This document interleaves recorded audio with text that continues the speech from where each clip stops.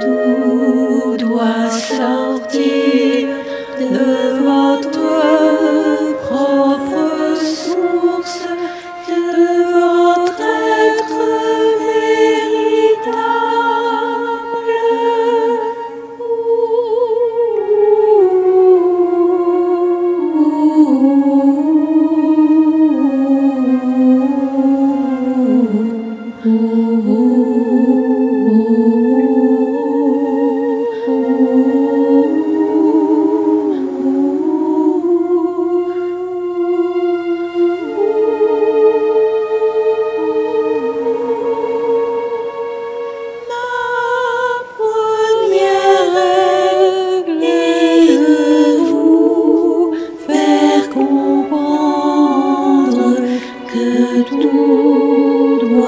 sortir de votre propre source, de votre être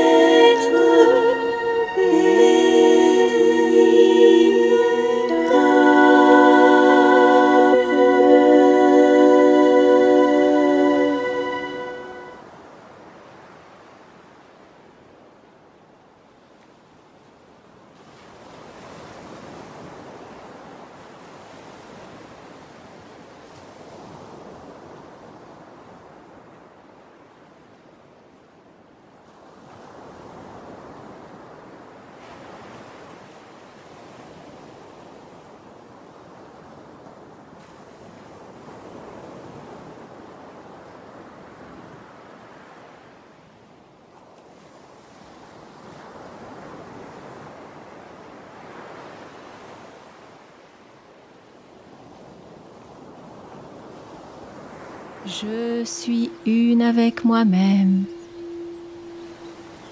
dans les profondeurs,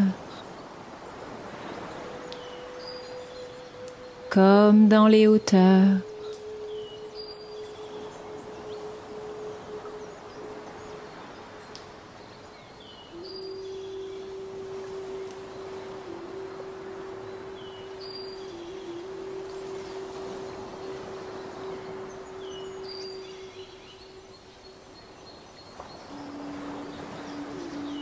Je suis fille de un.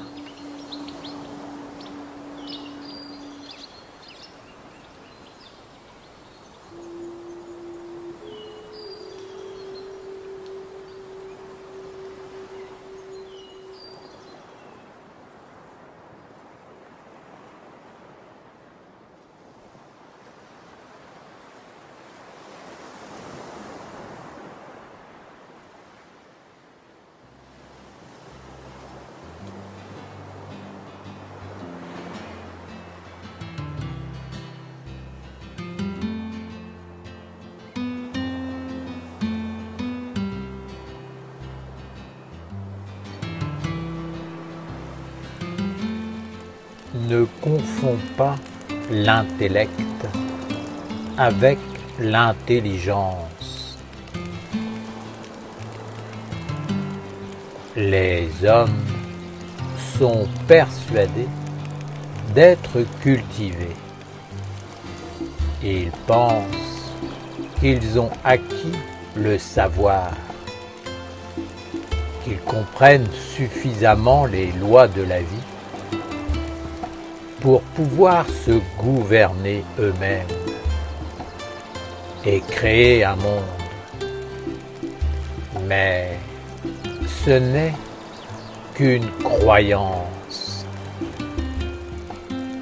Les hommes confondent le savoir intellectuel et la culture.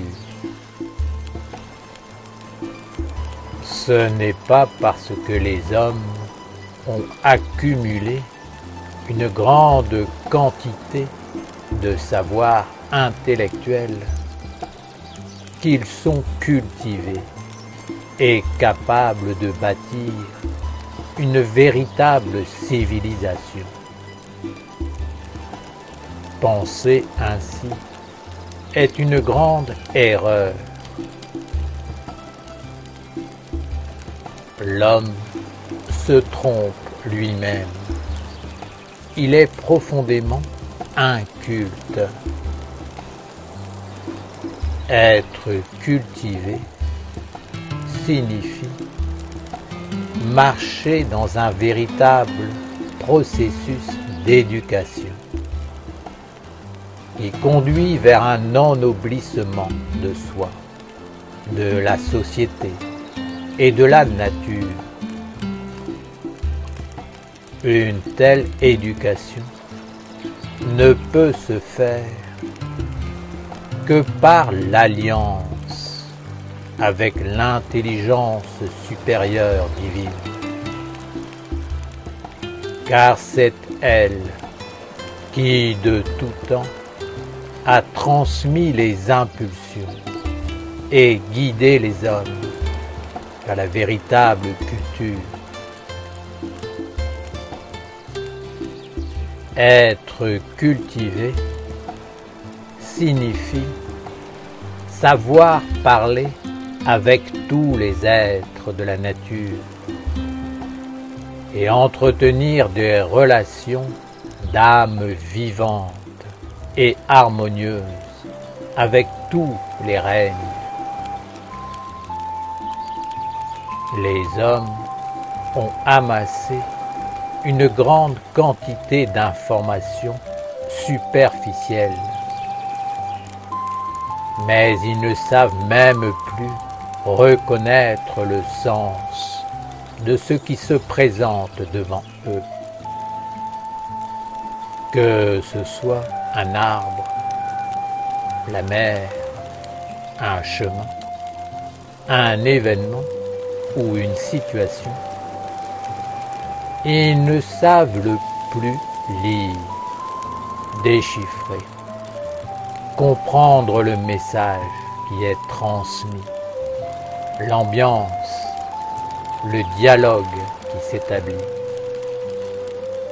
L'homme ne sait plus comprendre que son langage. Il a oublié qu'il existe une multitude de façons de s'exprimer et de communiquer. L'éducation des hommes est basée sur l'accumulation intellectuelle d'un grand nombre d'informations. Mais il n'entre jamais dans la vie des mots, des formes, des couleurs, des situations, des événements. Il reste en dehors, à la périphérie des choses, et sont ainsi devenus des étrangers à la profonde magie de la vie. Ils sont prisonniers d'un seul aspect de la vie, et tout le reste leur demeure totalement inconnu. Ils sont réellement ignorants. Ils ne savent même plus parler, ni même se déplacer. Si l'écriture et la connaissance intellectuelle étaient enlevées aux hommes et qu'ils devaient se débrouiller seuls dans un monde qui leur serait devenu étranger, ils auraient grand mal à survivre. Comme cela vous a été enseigné jadis par le Maître Jésus, il est fondamental de connaître toutes les langues, d'être capable de communiquer à travers toutes les formes d'expression. Il y a une multitude de créatures qui vivent autour de l'homme, dans les mondes visibles comme dans les mondes invisibles. Chacune d'entre elles est animée par une intelligence particulière et est porteuse d'un message, d'un verbe, d'une parole. Pour parvenir à la compréhension de ce message, il est indispensable que l'homme apprenne à regarder, à écouter, à sentir, sans forcément y mettre ses concepts et compréhensions préfabriquées. L'homme a la fâcheuse habitude de tout classer, de tout enfermer dans un savoir mort. Dès qu'il pose son regard sur une chose, il ne peut s'empêcher de placer dessus une étiquette, positif ou négatif. Tout est comparé, analysé en fonction de son être et de sa compréhension personnelle.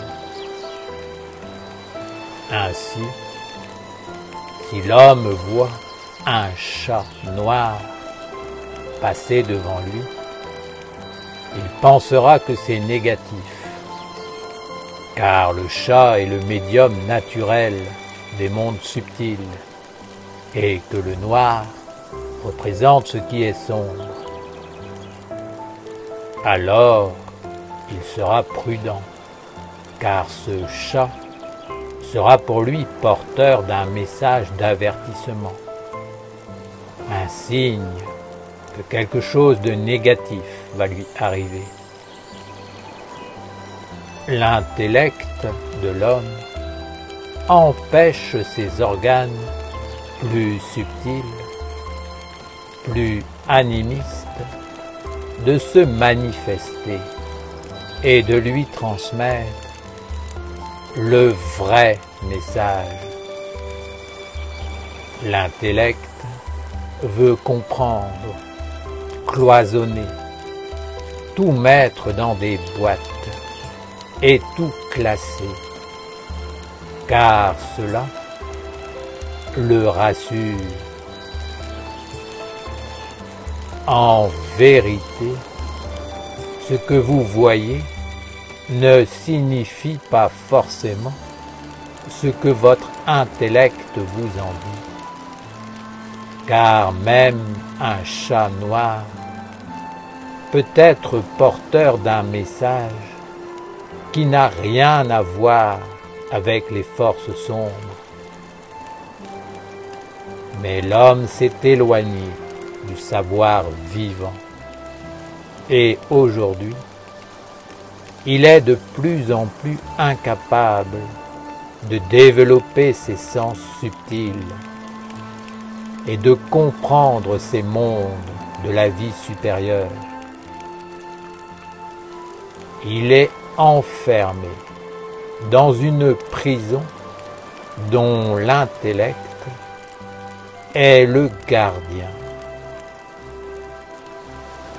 Si un événement échappe à son intellect, l'homme est complètement perdu. Et de toutes ses forces, il va désespérément chercher une raison, une explication sensée qui entre dans son moule. Car il ne faut surtout pas montrer au monde que l'on ne sait pas, que l'on ne maîtrise pas la situation.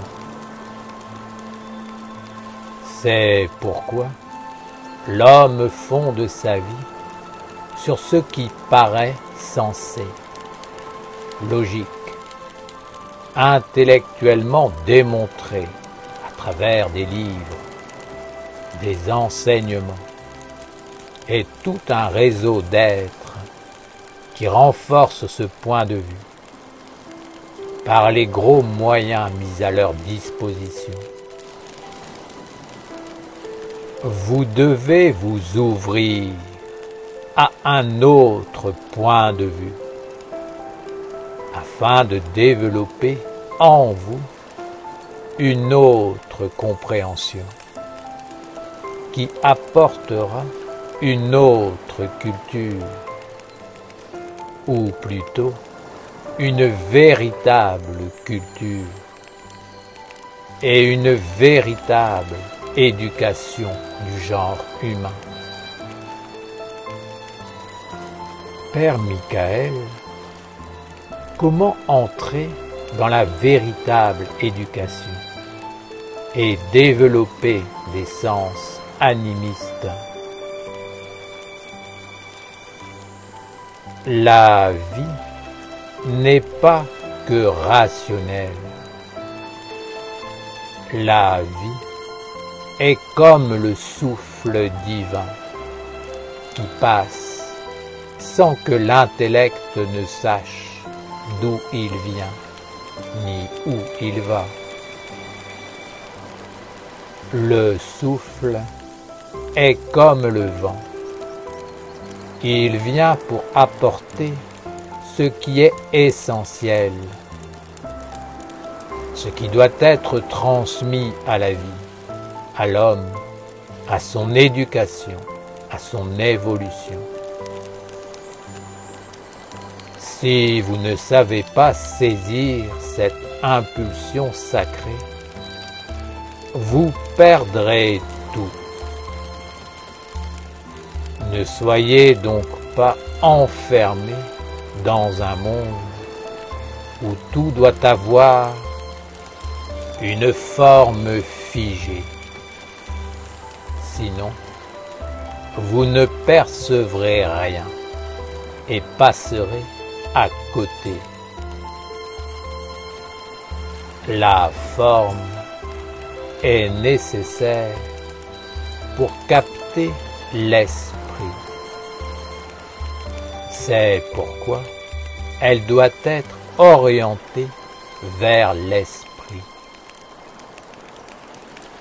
Apprenez à regarder tout ce qui vous entoure, non pas pour comprendre le message, mais pour vous faire accepter de ces mondes, juste pour permettre une conversation, un dialogue, un échange. Arrêtez de toujours faire les choses pour acquérir un pouvoir. Bien souvent, vous voulez comprendre ce qui se passe parce que vous voulez être capable de répondre d'une façon juste. Ainsi, vous cherchez encore à intellectualiser l'événement. Et même si vous comprenez le langage du chat, vous vous empressez de le dire aux autres en vous congratulant vous-même d'être évolué parce que le monde spirituel vous parle. Mais en agissant ainsi, vous sortez encore de la vie et de la simplicité.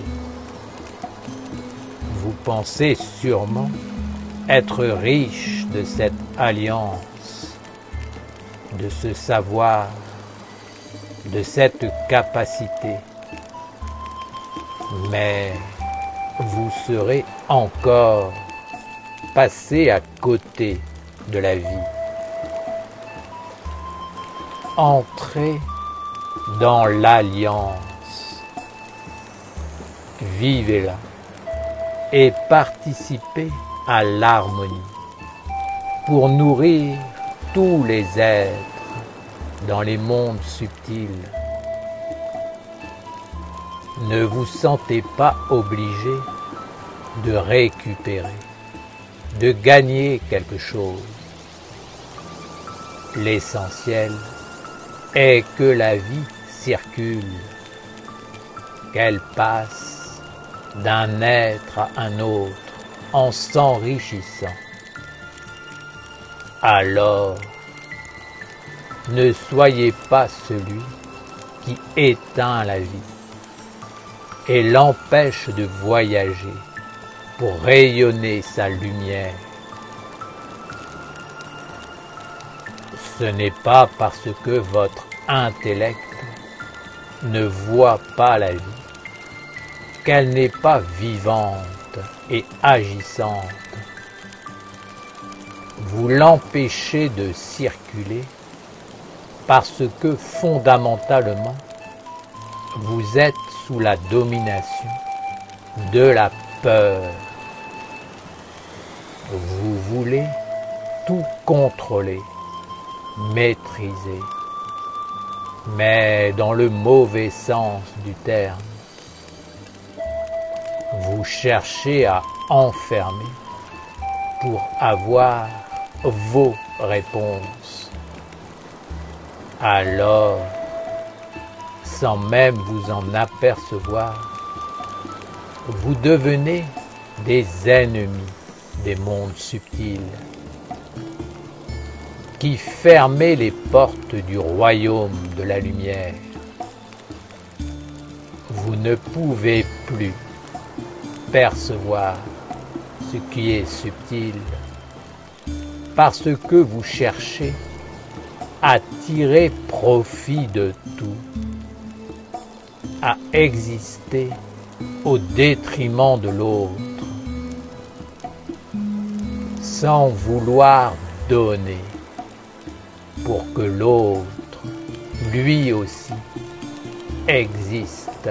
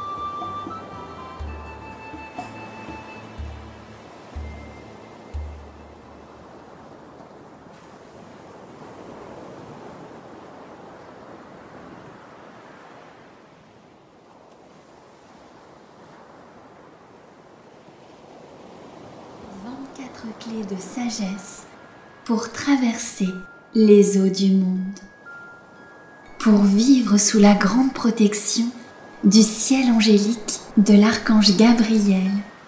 Nous devons apprendre à maîtriser les 24 clés de la sagesse qu'on appelle les 24 sages.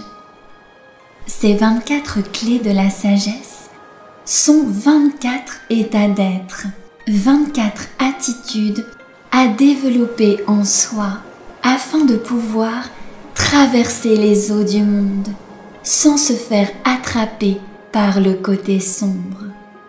Ces 24 attitudes de sagesse nous permettent d'avoir toujours la bonne réponse face à toutes les situations que nous rencontrons dans notre vie. Cette réponse est toujours celle qui donne la force à la lumière. C'est la réponse qui fait grandir le bien, le bon, le noble, le vrai, le beau. c'est la réponse de notre âme. Ces 24 sages sont donc les clés de la maîtrise de l'océan des influences dans lequel nous baignons. Ces 24 sages nous apprennent à marcher sur l'eau pour ne pas nous laisser envahir ou détourner du but de la lumière. Ces 24 sages sont comme les gardiens du seuil du monde de la lumière. Pour passer la porte du monde divin, il faut maîtriser ces 24 états de sagesse. Il y a 2 gardiens devant chacun des 12 anges du ciel de Gabriel. Ces 2 gardiens sont interreliés et complémentaires. L'un ne va pas sans l'autre. L'un correspond au monde du jour et l'autre au monde de la nuit. Par exemple, si je dis oui à la lumière, c'est que simultanément, je dis non aux ténèbres. Je dois maîtriser les 2 côtés, le côté diurne et le côté nocturne, c'est-à-dire caché, invisible, qui se tient derrière. Sinon, je suis en déséquilibre. C'est pour cette raison que dans la pratique, les mouvements se font toujours soit penchés vers l'avant, soit penchés vers l'arrière. On montre ainsi que si on ne maîtrise qu'un côté, on est en déséquilibre. Nous devons garder à l'esprit que nous sommes comme le fléau de la balance qui équilibre les 2 plateaux, les 2 aspects de la vie à maîtriser pour traverser les eaux et vivre avec chacun des 12 anges du ciel angélique. Ce chemin des 24 sages commence par l'ange de la sagesse et par la maîtrise des 2 sages, parler et se taire, et il finit par l'ange de l'amour. Ce chemin va te permettre de sortir progressivement du diabolique pour cheminer de plus en plus vers le divin angélique. C'est le chemin de la maîtrise, du oui et du non. Tu dois savoir dire oui et non aux influences qui viennent te visiter. C'est la grande clé de la maîtrise de ta vie.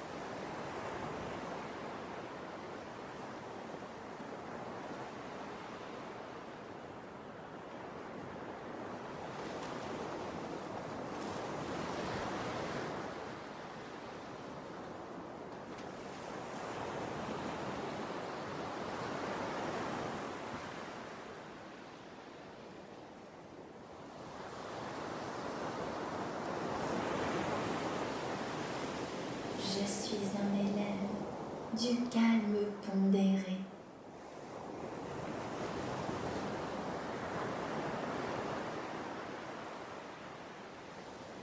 Vivacité. Je suis un élève de l'éclair intuition et de la présence d'esprit dans l'initiative.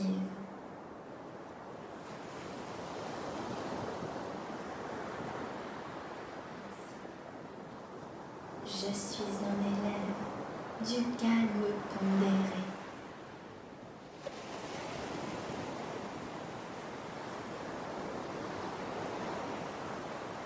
vivacité. Je suis un élève de l'éclair intuition et de la présence d'esprit dans l'initiative.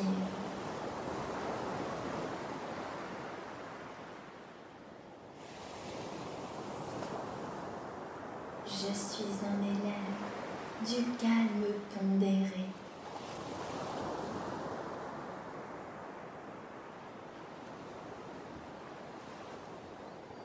Vivacité. Je suis un élève de l'éclair intuition et de la présence d'esprit dans l'initiative.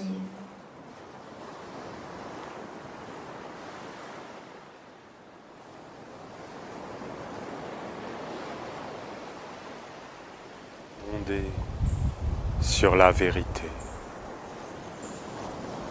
inspiré par la magie, éclairé par la clarté, guidé par l'harmonie.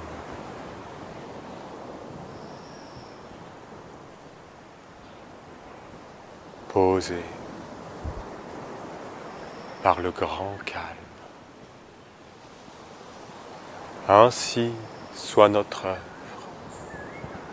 faisant apparaître par la maîtrise le messager de la lumière. Amen.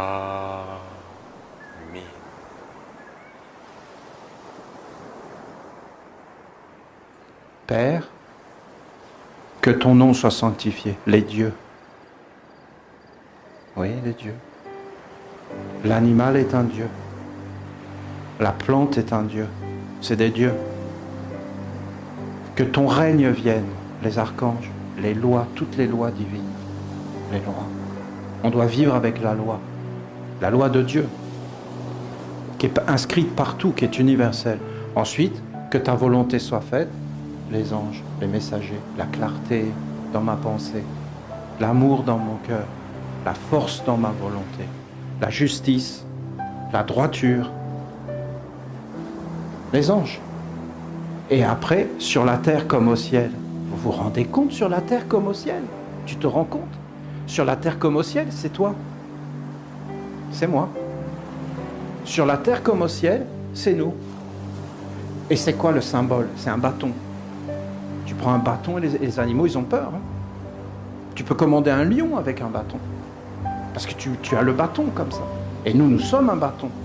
Et dans ce bâton, il y a la totalité. Les pierres, les éléments, les plantes, les animaux. Et tu dois savoir qui tu es.